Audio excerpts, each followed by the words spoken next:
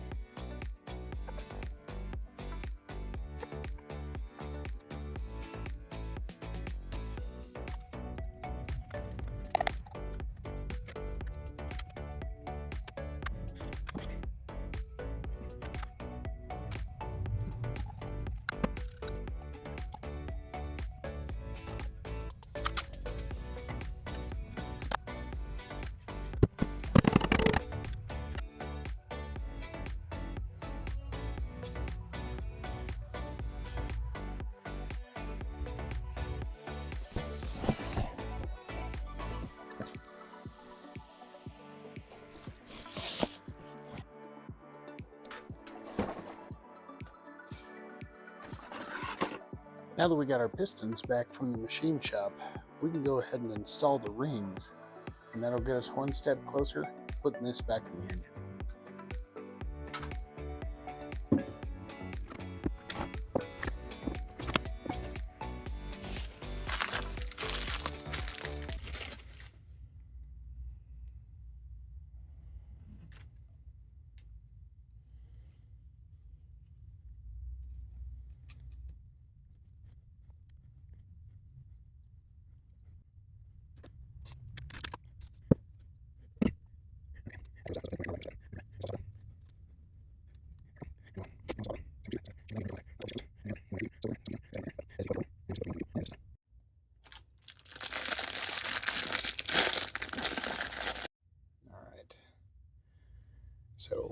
if you look right there, you can see top. Okay, so that means that side is going to be facing up on the piston. So like this.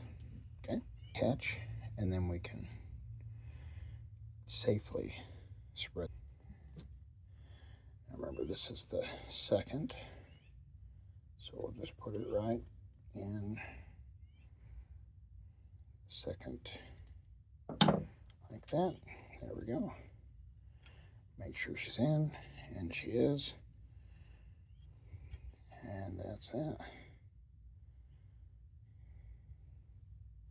Now we'll go ahead and do that with the top as well.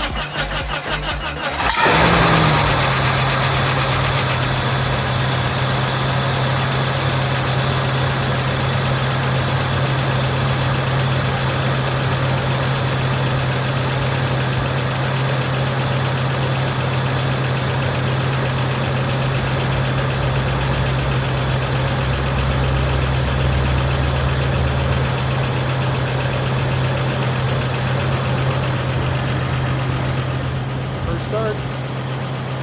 She's running.